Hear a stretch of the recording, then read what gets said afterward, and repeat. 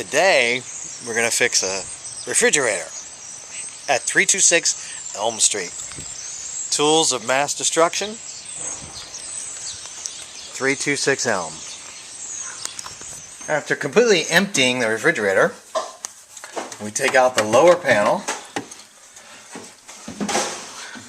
and the rear panel, freezer compartment, exposing the cooling coils and the defrosting coil. What seems to be happening here is this is a sheet of ice that should not be here.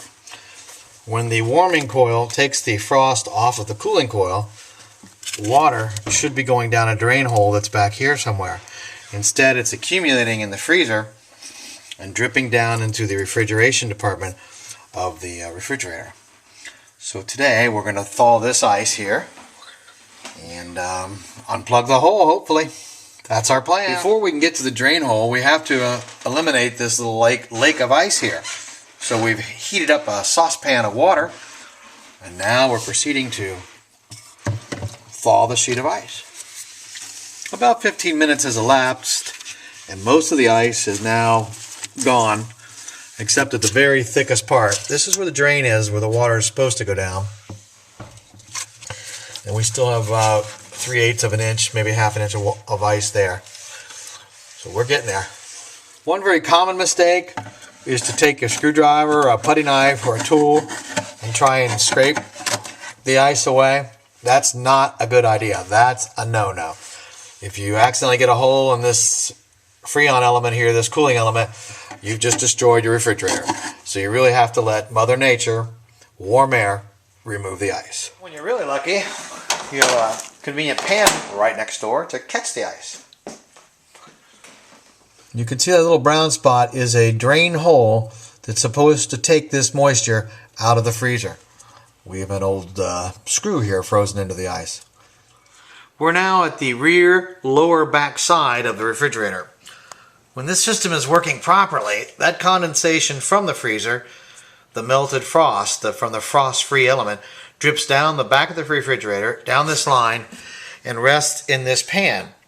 The pan sits across or atop the air compressor that generates heat that evaporates the water in the pan, thus eliminating water from the floor and the back of the refrigerator. You can see this pan is pretty much bone dry. No water has been coming down from the freezer here for quite a while.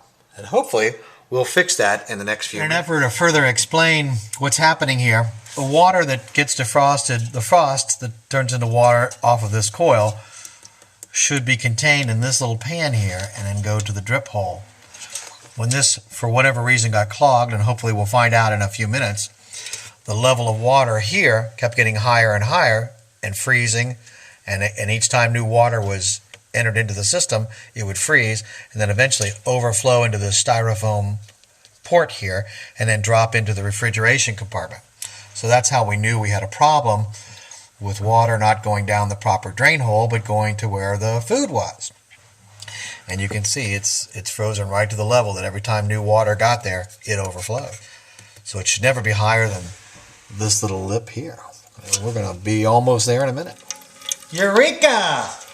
We've melted the ice, and now we hear the noise of water coming down the drain hole the way it's supposed to. Elapsed time about 20-25 minutes. Most of that spent thawing the ice. Closer examination up above, you can still see there's ice in this catching tray or catching pan here, but water is going down the drain. It looks like we've removed most of the ice from the tray or the dripping pan, and certainly have uncovered a pretty good sized draining hole that was clogged.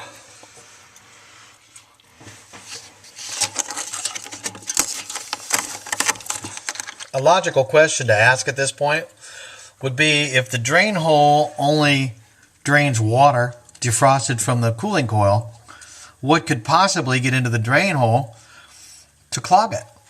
We've just removed a piece of ice from behind this styrofoam cap here that has an errant piece of insulation, fiberglass insulation, which very possibly got lodged in the line further down.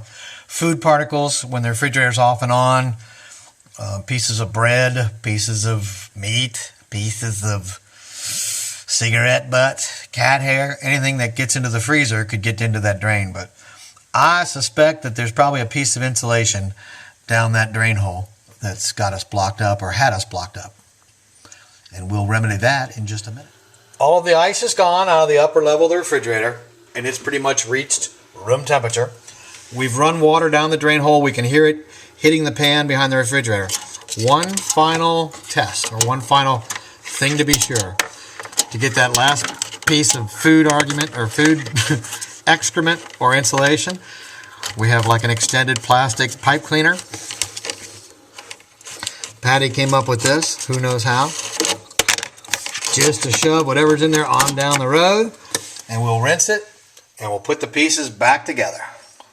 When replacing the two screws to hold the rear panel, something you want to be real careful of is don't accidentally drop one of the screws down the drain hole.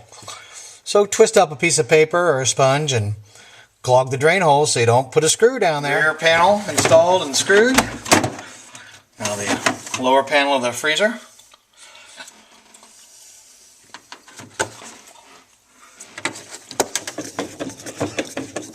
Don't over tighten so as not to crack the plastic. Just snug it up.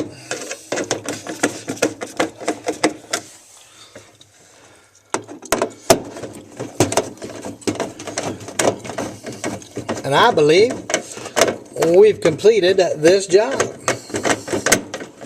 Total elapsed time for the repair, the refrosting, the defrosting, which is completed before the ice cubes even thaw in the ice tray. And all of the tenants' frozen food goods are returned to the freezer with cold air rushing out of the vents. We're all good. About an hour and 15 minutes.